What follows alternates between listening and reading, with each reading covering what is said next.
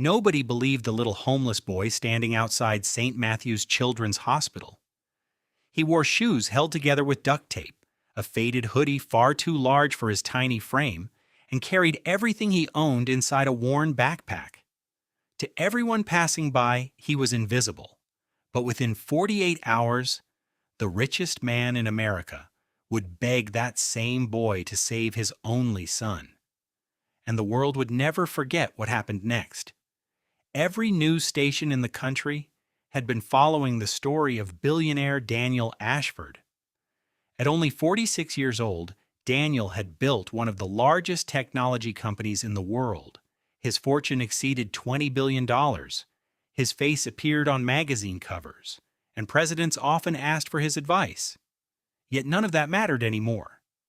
His 10-year-old son, Ethan, had been lying in a hospital bed for nearly 8 months.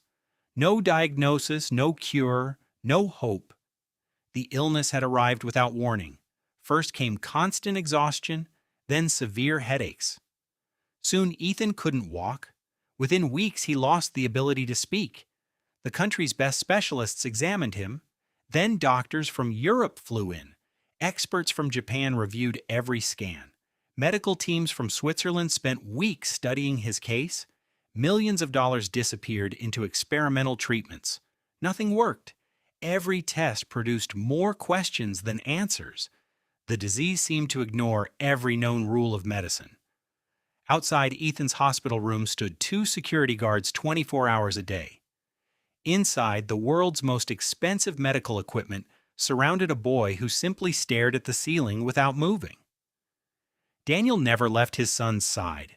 He had sold company shares, canceled business deals worth billions, ignored investors. Nothing was more important than Ethan. One rainy afternoon, the hospital's chief physician entered the room carrying a thick folder. His expression said everything before he even spoke.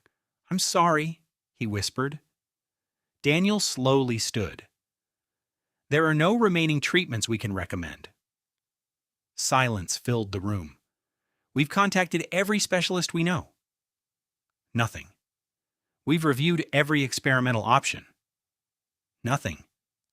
"We simply don't understand what's happening." Daniel's voice trembled. "So you're telling me that's it?" The doctor lowered his eyes. "We've done everything modern medicine can offer." Those words shattered something inside the billionaire. He nodded without speaking. After the doctor left, Daniel remained frozen beside Ethan's bed. His son couldn't even blink in response. For the first time in his life, Daniel Ashford felt completely powerless. Money had solved every problem he'd ever faced, until now. Outside the hospital, 12-year-old Noah sat beneath a bus stop shelter, trying to stay dry. He had lived on the streets for almost 2 years. Nobody knew where his parents were. Nobody asked. Each morning he collected recyclable bottles. Each afternoon he shared leftovers with stray dogs. Each evening he slept wherever security guards wouldn't chase him away. Despite everything, Noah smiled more often than most people, especially whenever he visited the hospital.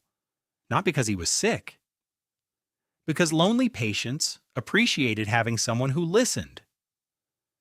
Some nurses quietly let him visit children who hadn't received visitors in weeks. He told stories, played card games, made balloon animals from old medical gloves. For a few minutes, frightened children forgot they were in a hospital. Everyone loved Noah, except hospital administration. To them, he was simply another homeless kid who didn't belong. Late that evening, Noah noticed unusual activity. Luxury black SUVs filled the parking lot. Television crews gathered outside. Security officers blocked entrances. One nurse sighed. "It's the billionaire again." Another shook her head. "They've officially given up?" Noah frowned. "Who's sick?" The nurse hesitated. "His son. Can I meet him?" She smiled sadly. "I'm afraid nobody can." Noah looked toward the highest floor. Something about the room caught his attention. He couldn't explain it. It felt wrong, almost as if someone inside was calling for help. He stared for several seconds, then quietly whispered, "I think I know what's hurting him." The nurse laughed kindly. "Oh, sweetheart, dozens of the greatest doctors in the world couldn't figure it out." Noah didn't answer. Instead, he kept looking toward Ethan's window. "I've seen those eyes before." "What do you mean?" Noah slowly opened his backpack. Inside was an old notebook. The pages were worn, filled with careful drawings, plants, flowers, roots, ancient handwritten notes. The nurse blinked in confusion. "Where did you get that?" Noah gently touched one page. "My grandmother. She taught me things people forgot." Before the nurse could ask another question, one of the security guards approached. "You!" He pointed directly at Noah. "Leave the property." The boy quietly packed away the notebook. As he walked toward the street, he looked back one last time at Ethan's window. Then he whispered words no one else could hear. "If they wait another 3 days, he won't wake up again." And from the hospital room high above, for the first time in weeks, a single tear rolled down Ethan's motionless face. The next morning, the rain had stopped, but a heavy silence still hung over St. Matthew's Children's Hospital. Inside Ethan Ashford's room, the atmosphere was unbearable. Machines beeped steadily. Doctors spoke in whispers. Daniel Ashford hadn't slept for almost 3 days. He sat beside his son's bed, staring at Ethan's pale face. Every few minutes he reached for his son's hand, hoping for the smallest movement. There was never one. The chief physician quietly entered. "I'm afraid his condition has worsened overnight." Daniel closed his eyes. "How much time?" The doctor hesitated. "If nothing changes, in perhaps 2 or 3 days." Those words echoed through the room like a sentence no father should ever hear. Across town, Noah searched through recycling bins before sunrise. He collected bottles, cans, and cardboard, earning barely enough for a sandwich. But his thoughts never left Ethan. His grandmother's notebook remained tucked safely inside his backpack. It wasn't an ordinary notebook. Every page contained years of observations about rare plants, forgotten remedies, and illnesses people believed were impossible to treat. His grandmother had never called herself a doctor. She simply said she listened to nature. When people stop paying attention, she used to tell Noah, the earth keeps whispering the answers. As a child, Noah had laughed, until one winter. His grandmother had saved an injured deer that veterinarians believed would never walk again. A month later, the animal disappeared back into the forest. Then she helped a farmer whose entire flock had become sick. Every animal recovered. People began calling her a miracle worker. She hated that title. "There are no miracles," she always said. "Only knowledge that hasn't been forgotten." After she died, Noah became completely alone. The notebook became the only thing he had left. He protected it more carefully than food. That afternoon, Noah returned to the hospital. Not through the main entrance. He knew security would stop him. Instead, he entered through the children's garden where volunteers often came and went. Several nurses smiled as they saw him. "Back already? I need to see the billionaire's son." The smiles disappeared. "You can't. It's important. I'm sorry." One nurse gently squeezed his shoulder. "They won't even let specialists inside without permission." Noah nodded. He understood. Still, something inside him refused to leave. On the 5th floor, Daniel stepped into the hallway. A television reporter immediately rushed toward him. "Mr. Ashford, is it true doctors have exhausted every option?" Daniel ignored the microphones. Another reporter shouted, "Would you consider experimental treatments overseas?" No answer. Security pushed everyone back. Daniel kept walking. His eyes looked empty. He barely noticed the world around him. Meanwhile, Noah sat alone in the hospital garden. He opened his grandmother's notebook, One drawing immediately caught his attention. The sketch showed a tiny purple flower growing beside mountain streams. Below it was written, "Symptoms often mistaken for neurological disease. Patients lose strength. Speech disappears. Body becomes still while the mind remains awake." Noah's heart began pounding. He quickly turned another page. There it was again. The same eyes, the same blank expression. Exactly like Ethan. Only one sentence was underlined 3 times. Treatment must begin before the 7th day after complete paralysis, or recovery becomes nearly impossible. Noah looked at the calendar hanging inside the garden entrance. Today was day 6. His face turned pale. He ran. Straight toward the main building. Security spotted him instantly. "Stop!" Noah ignored them. "I have to talk to Mr. Ashford." 2 guards grabbed him before he reached the elevators. "I know what's wrong with his son." People turned to stare. Doctors stopped walking. Visitors watched in confusion. One guard sighed. "Kid, don't do this." "I'm telling the truth." Another guard shook his head.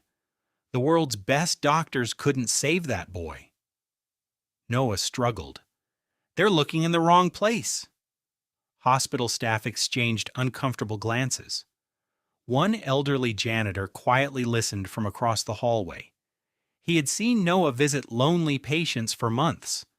The boy had never lied. Not once. At that exact moment, Daniel stepped out of the elevator. The shouting caught his attention. "What is going on?" One guard answered immediately. "Just a homeless kid causing trouble." Noah looked directly into Daniel's eyes. Not at his expensive suit, not at the security around him, into his eyes.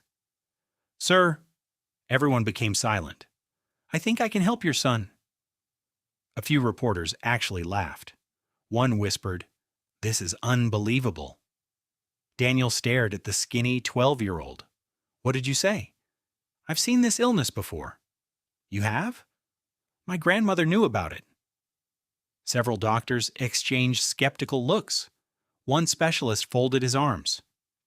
"This is ridiculous." Daniel looked exhausted. "What exactly are you saying?" Noah carefully removed the old notebook from his backpack. Its leather cover was cracked. The pages had yellowed with age. "This explains everything." One doctor rolled his eyes. "A child's notebook? It's not mine. It belonged to my grandmother." Another doctor stepped forward. "Mr. Ashford, with respect, this is wasting valuable time." Daniel remained silent. Valuable time? They had already admitted there were no treatments left. What exactly was left to waste? He slowly reached toward the notebook. Before he could touch it, the chief physician interrupted. "Sir, anyone can write anything in an old journal." Noah answered calmly. "Then read it."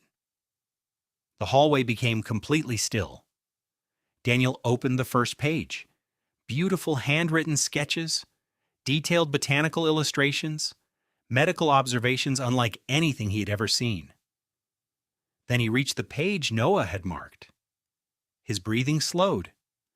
Every symptom matched Ethan perfectly, every single one.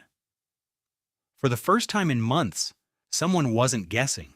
Someone seemed certain. Daniel looked back at Noah.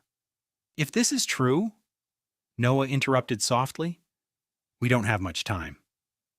Daniel asked the question that made every doctor in the hallway hold their breath. "What do you need?" Noah looked toward Ethan's room, then quietly answered, "I need you to trust someone the world thinks is worth nothing." Part 3.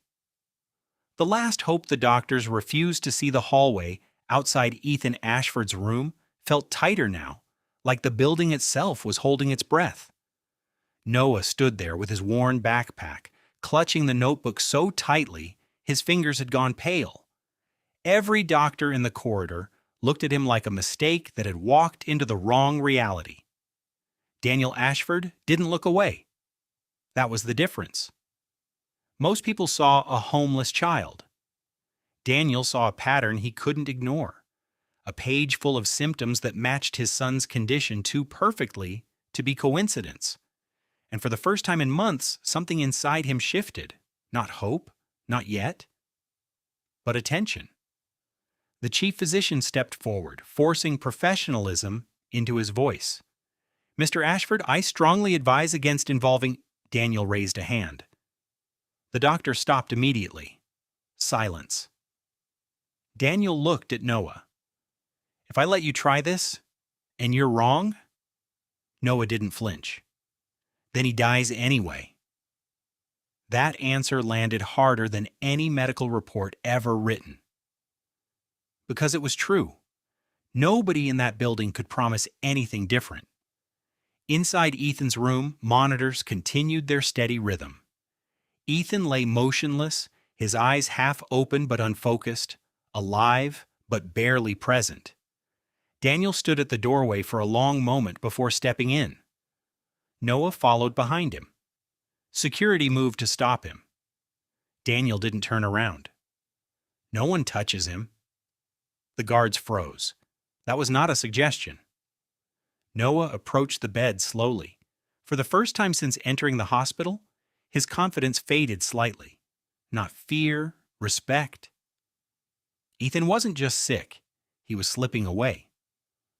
Noah opened the notebook again, flipping to a page filled with careful sketches of a small purple plant with narrow petals and deep roots. His voice softened. "This isn't a normal illness?" One of the doctors muttered under his breath. "We know that already." Noah ignored him. "It's a toxin response from a plant that grows near underground water streams." The room went quiet. Daniel narrowed his eyes. "A plant?" Noah nodded. "My grandmother called it silent root bloom. It doesn't kill you directly." He looked at Ethan. "It slowly shuts down motor function first, then speech, then voluntary movement." A nurse whispered, "That sounds like neurodegeneration." Noah shook his head quickly. "No, that's what it looks like. Not what it is." He pointed at Ethan's chart.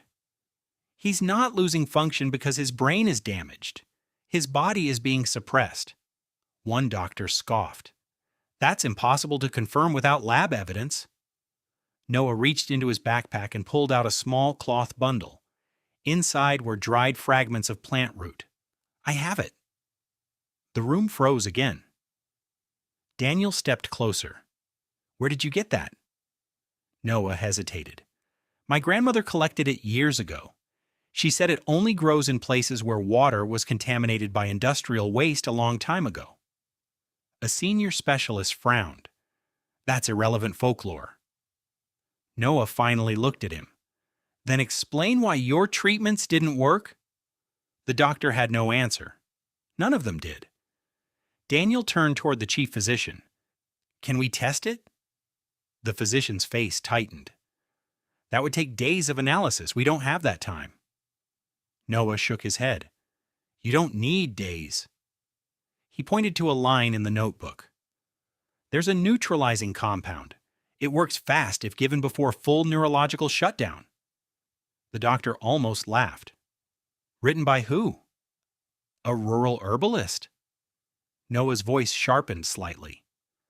"By someone who saved more lives than your entire board combined." That shut the room down again. Even the skeptics didn't like how confident he sounded. Ethan's monitor beeped differently for a moment. A subtle change. A warning. Daniel noticed immediately. "What was that?" A nurse checked the screen. "He's declining faster." That sentence changed everything. Time stopped being theoretical. It became immediate. Daniel looked at the medical team. "Prepare whatever he's talking about." The chief physician stepped forward in disbelief. "You cannot seriously be considering—" Daniel turned slowly. His voice was low.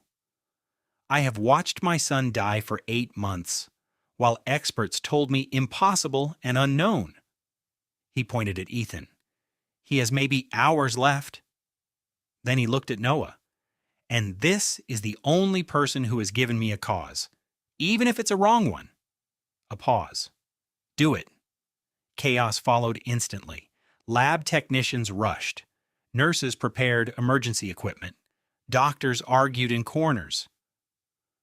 Noah stayed beside the bed, quietly guiding them through measurements written in the notebook.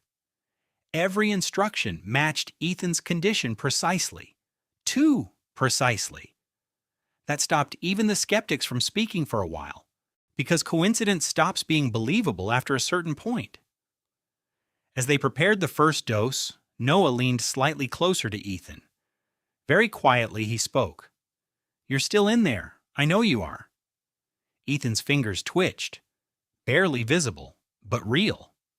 Daniel saw it too. His breath caught. "Did you see that?" Noah nodded without looking away. "Yes." For the first time, the room didn't feel like a waiting room for death. It felt like a battlefield. And something was finally fighting back. Part 4.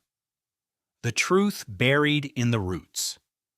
The hospital felt different now, not calmer, more like it had finally admitted something dangerous was happening inside its walls. Every hallway buzzed with urgency, but underneath it all was something else. Fear of being wrong after being so confident for so long. Ethan Ashford lay in the center of it all, still, silent, but no longer ignored. The first dose had been prepared under strict supervision. 3 senior doctors signed off only because Daniel Ashford made it clear they weren't suggesting anything anymore. They were participating. Noah stood beside the bed, watching every movement. His hands stayed steady, but his eyes didn't blink as the solution was slowly administered through an IV line. One of the nurses whispered, "If this goes wrong..." Daniel cut her off. "It already went wrong for 8 months. Keep going." Minutes passed. Nothing changed. Then 10. Still nothing. One of the doctors exhaled sharply. "I told you this was a mistake." Noah didn't respond. He was watching Ethan's breathing pattern. Not the monitors, not the numbers, the rhythm. At minute 17, something shifted. A small, almost invisible change in Ethan's chest movement. Then another. The monitor beeped slightly faster. A nurse frowned. "Is that stabilization?" The chief physician leaned closer. "No, that's just fluctuation." But Noah shook his head. "No." He stepped forward. "It's starting to reverse." Ethan's fingers moved again. This time, unmistakably, a tremor, then a curl. The room went silent. Daniel stepped closer to the bed, like he was afraid sound itself might break the moment. "Ethan?" No response. But the movement continued, slow, real. One of the doctors finally said it out loud. "This is not possible." Noah's voice stayed quiet. "It is when you stop treating the symptom and start treating the cause." The chief physician turned sharply. "And you are absolutely certain this is the cause?" Noah hesitated for the first time, not because he was unsure. Because he knew what came next mattered. Yes. The second dose was prepared. More carefully this time. Lab technicians had finally managed to extract the compound Noah described from the plant sample. The chemistry didn't make sense at first. Then it did. And that was worse. Because it meant it had been overlooked for years. As the second infusion began, Noah stepped away from the bed. Daniel noticed. "Where are you going?" Noah looked down. "To see something you should have seen already." One doctor frowned. "What does that mean?" Noah didn't answer immediately. He walked to Ethan's chart pinned at the end of the bed, flipped it open, pointed at a section most people ignored. Water exposure history, environmental notes. Then he said it. Ethan wasn't just sick. He looked up. He was exposed. Silence again, then confusion. One specialist shook his head. "Exposed to what?" Noah's voice hardened slightly. "Industrial runoff." That word changed the temperature of the room. Daniel's expression tightened. What are you talking about? Noah reached into his backpack and pulled out a folded paper map. Old, hand-drawn markings layered over a city water system diagram. My grandmother studied cases like this, not as patients, as patterns. He pointed. This hospital sits downstream from an old contaminated water route. A few doctors exchanged uneasy looks. That contamination was cleared years ago, someone said. Noah shook his head. Not fully. He tapped a mark on the map. Some compounds bind to organic material underground. They don't disappear. They move slowly. He looked at Ethan. And they wait. Daniel stared at the map, then at his son, then back at Noah. You're saying this wasn't random? Noah nodded. No. A pause. This is why standard medicine failed. They were treating a neurological collapse, but the cause was biochemical suppression. One doctor muttered, "That's a massive claim." Noah didn't argue. He simply said, "And yet he just moved his hand." Ethan's hand moved again, this time stronger. His eyelids fluttered. A sound came from his throat. Not words, but effort. Daniel froze. "Ethan?" His voice broke slightly. "Can you hear me?" Ethan's fingers tightened around the sheet. A faint, broken whisper followed. "Dad." That single word hit the room harder than any emergency alarm. Daniel collapsed slightly into the chair beside the bed, gripping his son's hand. "I'm here." For the first time in months, Ethan responded with pressure. Weak, but real. The chief physician stepped back slowly. "This shouldn't be happening." Noah looked at him. "It is." Then quieter. "You just weren't looking in the right direction." Later that night, lab results confirmed what Noah had said. Not entirely, but enough. The compound was real. The toxin pathway was real. And the treatment protocol was functional. Too functional to ignore. Outside Ethan's room, Daniel stood alone with Noah for a moment. The billionaire looked exhausted in a way money couldn't fix. "What are you really?" Noah frowned slightly. "Still a kid who sleeps outside when it rains?" Daniel shook his head. "That's not what I meant." Noah paused, then answered honestly. "Someone who paid attention when everyone else stopped." A beat. Then he added, "That's usually when people die." Daniel didn't respond. Because for the first time in a long time, his son wasn't one of them. Part 5. The boy who was never supposed to matter. The hospital didn't sleep that night. Neither did anyone inside it. Ethan Ashford's condition had shifted from hopeless to unstable recovery, which in medical language basically meant everyone was terrified but pretending to understand what was happening. Machines beeped less aggressively now. His breathing was stronger. His eyes occasionally followed movement in the room. And every single person in the building knew the same uncomfortable truth. A homeless boy had done what the world's best doctors could not. Daniel Ashford sat beside his son's bed without moving for hours. He didn't check his phone, didn't take calls, didn't speak to reporters banging outside the hospital gates. For the first time in years, the billionaire had nothing to negotiate, nothing to buy, nothing to control. Just his son breathing beside him, and Noah standing quietly near the window. The chief physician entered at dawn. He looked like a man who hadn't decided whether to celebrate or resign. "We've reviewed the full data," he said carefully. Noah didn't look up. Daniel did. "And?" A pause. "The toxin theory is consistent. The compound you identified is rare, but the pathway matches neurological suppression rather than degeneration." One of the younger doctors added quietly, "We were treating the wrong category of illness." That sentence landed heavier than any apology, because it wasn't just about Ethan. It was about months of confidence built on the wrong foundation. Ethan stirred again that morning. This time, He opened his eyes fully, not fully aware, but present. Daniel leaned forward immediately. "Ethan, can you see me?" A pause, then a faint nod. Noah stepped closer, watching carefully. "He needs time.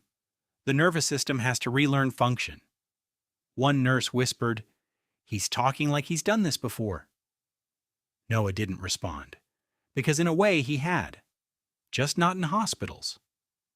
2 days passed, then 3. Ethan slowly regained speech, then movement, then coordination.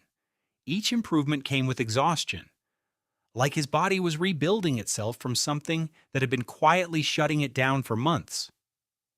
Doctors monitored everything closely. Some still didn't fully believe it. Others didn't care anymore. They just wanted to understand it before it disappeared into another unsolved case file. On the 4th day, Daniel asked the question he had been avoiding. What happens to him now? Noah stood by the window. He'll recover fully if there's no further exposure. A pause. Then Daniel asked the second question. And the source? Noah looked out at the city beyond the hospital. That part doesn't go away just because one patient wakes up. Silence. Because everyone understood what that meant. This wasn't just a medical case anymore. It was a warning. That afternoon, journalists finally got a controlled statement. Daniel stood in front of cameras for the first time in weeks, but he didn't talk about money or medicine or miracles. He said only this: "My son is alive because someone the world ignored refused to stop paying attention." He paused briefly, then added that someone is 12 years old and was sleeping on the street 2 weeks ago. The room erupted immediately. Questions, shouting, disbelief. But Daniel didn't move. For once he didn't care what the world thought sounded believable. Noah wasn't present for most of it.